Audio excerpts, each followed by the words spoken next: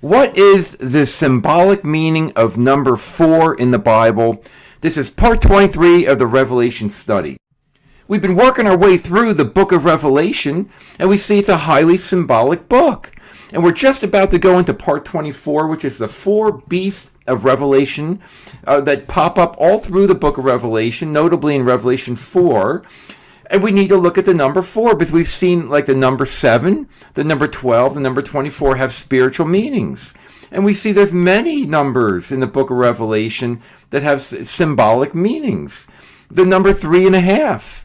What does that mean? We're going to get to that. 666, of course. The number 1260, the number 12,000, 144,000. There's all type of symbolic meaning. And that's true all through the Bible. And before we go on, we recall Isaiah 55:11. So shall my word be that goes forth out of my mouth. This is God speaking. It shall not return unto me void. Numbers are not just incidental in the Bible. They're just not there for historical information. The word of God is not void. It's not empty, but it shall accomplish that which I please, and it shall prosper in the thing whereto I sent it. It's important to look at the whole Bible. Every word is inspired by God. Please consider subscribing to this channel. There's a little red button in the bottom right-hand corner, so let's move on with this important study. And we're going to try to move quickly, because 4 is very consistently used throughout the Bible. In the book of Revelation, there's many examples of the number 4. And we're going to focus on the 4 living beasts in Revelation 4:6 in the next video. But we see that there's the 4 seal, the 4 horsemen of the apocalypse, the 4 horns of the golden altar, the 4 quarters of the earth. New Jerusalem is 4 square. So we see there's a 4th angel. There's all type of references to the number 4 in the Bible. And we're going to see in the study that number 4 points to universal extent of whatever's being talked about. Whatever's being talked about has universal application or extent. So let's move on in this study. And as we study the Bible, we can see the number 4 is used for various ways. It talks about the extent of creation, the extent of people. Notably, there's 4 types of people that the Bible often categorizes into. The work of cherubim and angels has very much tied to the number 4. 4 shows up in the law, the tabernacle, the temple, the city of God in the Mosaic law. And it's associated with time and geography. So we're going to look at these quickly. The rockofoffense.com has a very in-depth analysis. It basically looked at all the number 4 occurrences in the Bible, categorize them into categories to come up with the understanding that 4 is the universal extent. So let's move on and look at some of these verses, and we'll move quickly, and there's more details on the website. Okay, first, the 4 corners of the earth. It's not coincidental. The earth is not flat. The Bible realizes that it's the circle of the earth, Isaiah 40:22. Job 26:7. He stretches out over the north the empty place and hangs the earth upon nothing.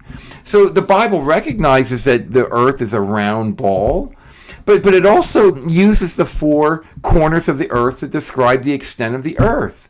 And for example, Revelation 7:1, after these things I saw 4 angels standing on 4 corners of the earth, holding the 4 winds of the earth, that the wind should not blow on the earth, nor in the sea, nor in the tree. And it points to the universal extent of the earth. This judgment of these 4 winds on the earth, the 4 points, if you will, of the compass.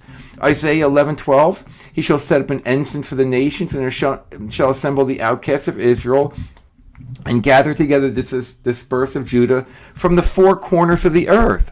So the earth, although the Bible recognizes that it's not a flat earth, but it still uses 4 in a symbolic manner to portray the extent of this world we call earth.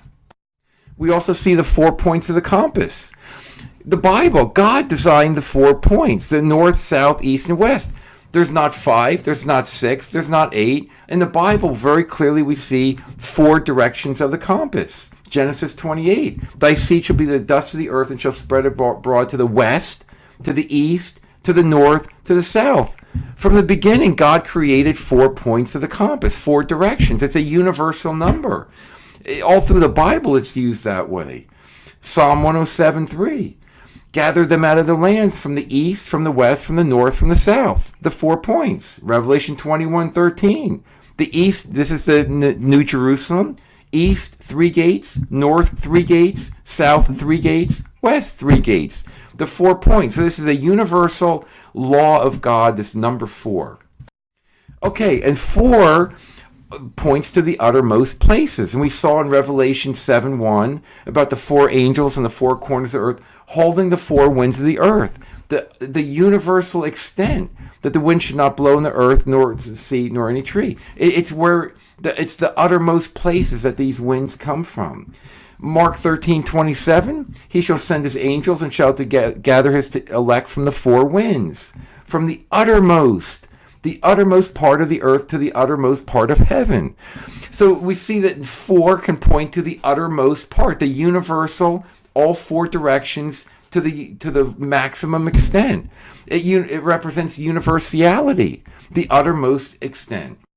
4 rivers from the Garden of Eden. Isn't it interesting in Genesis 2 that we see the 4 rivers? A river went out of Eden to water the garden, and from thence it was parted and became into 4 heads. This river of life came out of the garden, and it became 4. Why not 5? Why not 3? Why not 7? Why not 8? It's 4 because it points to the universal extent of God and his reach in all people. And the name of the 3rd river is Hiddekel. That which goes to the east is Assyria, and the 4th river is Euphrates. The Euphrates River shows up all through the Bible. It was that 4th river, and it's where Babylon resides. By the way, please consider subscribing to keep up with these videos. Again, the next video is going to be on the 4 beasts of Revelation. So if you subscribe, you'll automatically get updates, and it'll tie to your YouTube viewing. Okay, we also see 4 groupings of people. We see that God has, in different ways, he's designed to classify people into 4 ways. Revelation 5:9, and this again points to his universal extent of people.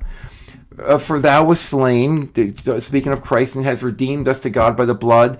And God's salvation is not limited to just certain people. It's of 4 ways, of every kindred, every tongue, every people, and every nation.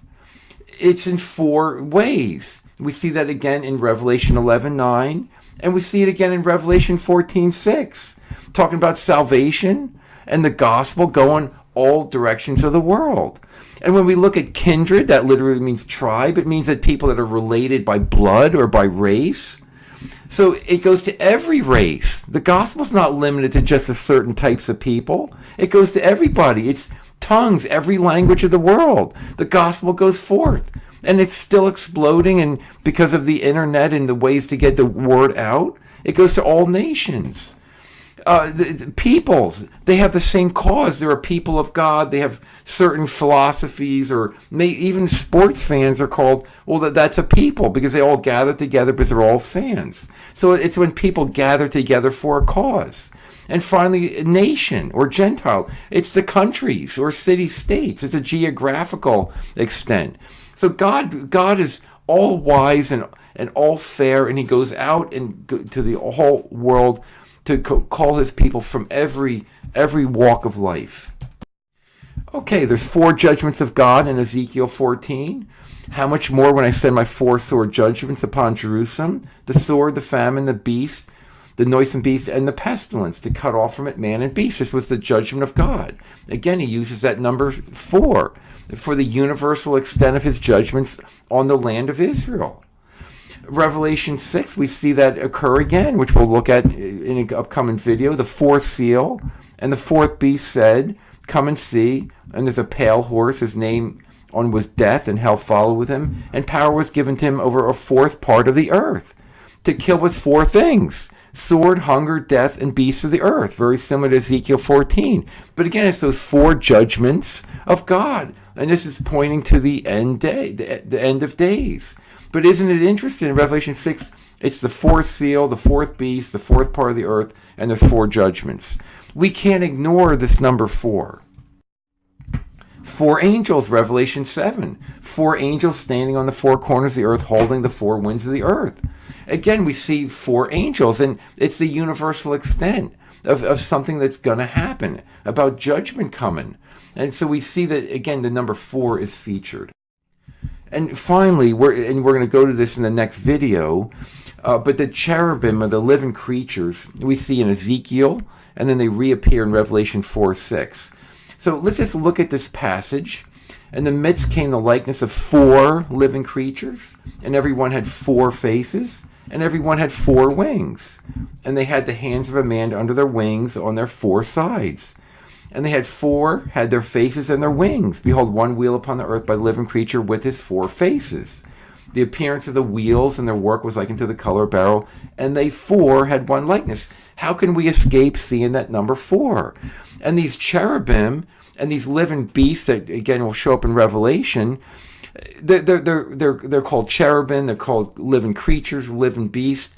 And they have 4 because they point to the universal extent of something God is doing in this world. And we're going to see that in the next video. Okay, and here is the passage from Revelation 4. And in the midst of the throne and round about the throne were 4 beasts, full of eyes before and behind. And the first beast was like a lion, second beast like a calf, third beast was the face of a man, and fourth beast was like a flying eagle. Oh boy, these 4 cherubim, they're in the midst of the throne. They have these 4 faces. What does all this mean? We're going to look at this in the next video.